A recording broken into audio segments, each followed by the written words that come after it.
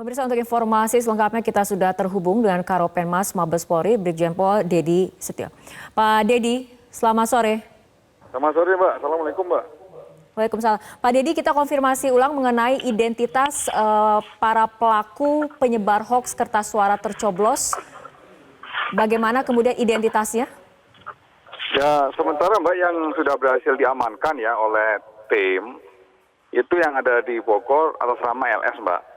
Sekarang ini statusnya memang tidak ditahan, tapi masih dalam proses pemeriksaan. Kemudian yang kedua atas nama AY, ini ditangkap di Balikpapan. Sama tidak lakukan penahanan, masih dalam proses pemeriksaan. Peran kedua orang tersebut, ini dia hanya mendapat postingan, kemudian dia langsung ikut memviralkan ya video hoax tentang 7 kontainer tersebut. Seperti itu, Mbak. Ya, Pak Dedi, apakah dari hasil pemeriksaan sudah ada informasi dari mana kedua orang ini pertama kali mendapatkan hoax ini ataupun mengenai isu kertas suara tercoblos ini? Ya, sudah diidentifikasi, Mbak, oleh tim penyidik. Termasuk penyidik karena saat ini lebih fokus ya. Siapa yang membuat, kemudian yang posting dan memviralkan pertama kali. Dan nanti akan di-profiling lagi. Siapa akun-akun yang ikut serta aja. Ikut serta memviralkan video maupun voice hoax tersebut. Oke, artinya dari dua orang ini apakah memang ada kemungkinan diperluas pemeriksaannya terhadap pihak-pihak lainnya? Betul, Mbak. Ya, jadi dengan alat bukti nanti yang dimiliki oleh penyidik, serta dari hasil analisa digital dan pemeriksaan beberapa saksi, termasuk dalam hal ini dalam rangka untuk penguatan konstruksi hukum nanti akan memanggil saksi ahli ITE, kemudian saksi ahli bahasa dan saksi ahli pidana, akan sangat terbuka yang memeriksa beberapa pihak yang terkait menyangkut masalah penyebaran berita hoax tersebut.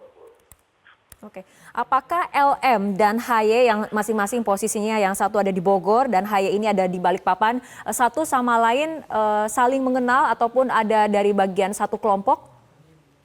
Sementara tidak, Pak. Ya, tidak diketemukan adanya keterkaitan dua orang tersebut. Seperti itu, Mbak. Kemudian dari hasil pemeriksaan LM dan juga HY ini, Pak, bagaimana kronologi kedua orang ini mendapatkan voice message ataupun informasi ini? Apakah memang ada motivasi tertentu atau seperti apa? Masalah substansinya itu lagi dialami oleh penyidik, Mbak. Ya, sudah dialami oleh penyidik. Nanti pada saatnya nanti akan disampaikan secara terang benerang dan transparan kalau misalnya sudah selesai pemeriksaan. Seperti itu, Mbak. Oke, tapi artinya modus ataupun motivasi dari dua pelaku ini masih dalam pemeriksaan seperti itu, Pak Dedi? Betul, Mbak. Ya, saat ini masih dalam pemeriksaan, kemudian lagi didalami oleh penyidik terkait menyangkut masalah peristiwa pidana penyebaran berita hoax tersebut. Selain di Bogor dan juga Balikpapan, apakah ada indikasi juga penyebaran hoax ini dilakukan di mana saja, Pak? Ataupun informasi yang beredarnya seperti apa? Di Jakarta dan di Semarang, Mbak. Nah, itu sudah diidentifikasi juga untuk pelaku yang ikut serta dalam menyebarkan. Kalau di Jakarta, kita masih menunggu ya, saksi ahli dari ITE dan saksi ahli pidana. Karena kita akan mengarah nanti kepada yang membuat, kemudian yang pertama kali memposting dan memviralkan, seperti itu.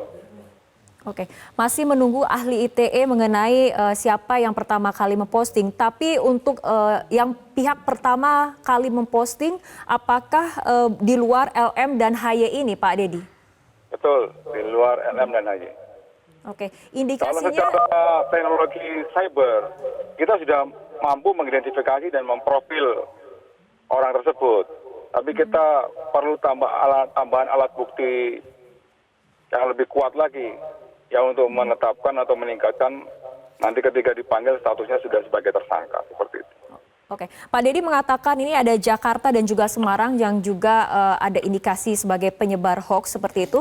Untuk aktor intelektualnya sendiri, apakah juga diketahui Pak Dedi di Jakarta atau di mana Pak? Belum Mbak, nanti dari hasil pemeriksaan para saksi, kemudian dari hasil analisa alat bukti yang ada di penyidik, nanti baru mengkerucut Mbak. Nanti konstruksi hukumnya setelah ditetapkan, baru nanti dengan alat bukti yang ada, kita menetapkan tersangkanya. Sesuai dengan pertanggungjawaban pidana masing-masing. Apa yang dilakukan orang per orang seperti itu. Oke, kami konfirmasi ulang Pak Dedi. Artinya saat ini yang sudah ditahan dan sedang dalam pemeriksaan ada 2 orang, LM dari Bogor dan HY di Balikpapan. Sementara untuk yang di Jakarta dan Semarang ini prosesnya masih dalam pendalaman seperti itu Pak? Betul Mbak, betul Mbak. Apakah sudah diketahui di Jakarta dan Semarang ada berapa orang yang kemudian saat ini sedang di-profiling oleh polisi? Ya secara kuantitatif, tentunya penyidik sudah memiliki data seperti itu Mbak. Cuman mohon maaf, tidak etis nanti kalau misalnya saya sampaikan sekarang, ya sebelum penyidik betul-betul membuat satu kesimpulan, orang-orang tersebut ya layak ditetapkan sebagai tersangka sesuai dengan 184 KUHP, 2 alat bukti cukup, seperti itu. Oke, kami kembali tegaskan artinya LM dan HY ini masih dalam status terperiksa seperti itu Pak Dedi? Betul Mbak, seperti itu.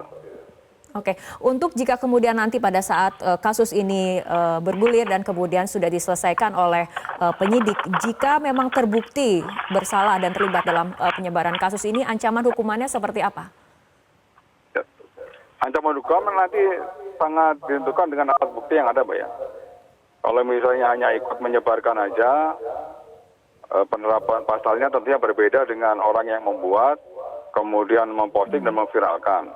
Okay. Kalau itu nanti akan dikenakan pasal berlapis. Ya, pasal 14 ayat 1 dan 2, pasal 15 Undang-Undang 1 tahun 1946. Kemudian juga kita kenakan Undang-Undang ITE. Ya, pasal 27 ayat 3, pasal 45 ayat 3 Undang-Undang ITE. Ancaman hukuman bisa 10 tahun, Mbak. Seperti itu, Mbak. Baik. Oke, baik Pak Dedi Prasetyo, terima kasih telah bergabung sama kami di Breaking News Metro TV. Selamat sore Pak. Selamat sore pemirsa, Anda menyaksikan Breaking News. Pihak kepolisian sudah mengetahui identitas pembuat berita bohong atau hoax terkait 7 kontainer surat suara tercoblos di Tanjung Priuk. Dari hasil penyidikan ada 2 orang yang diduga menerima dan menyebarluaskan hoax tersebut.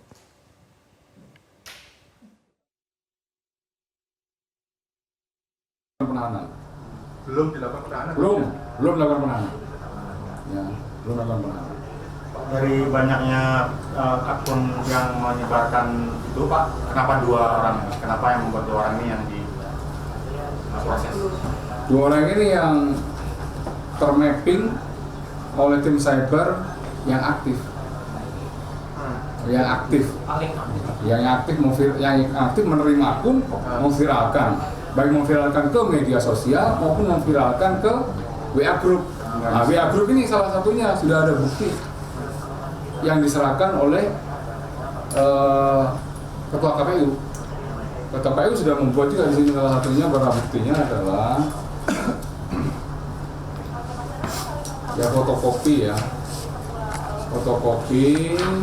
yang nanti sedang didalami sebagai bukti jejak elektronik tentang WA tersebut.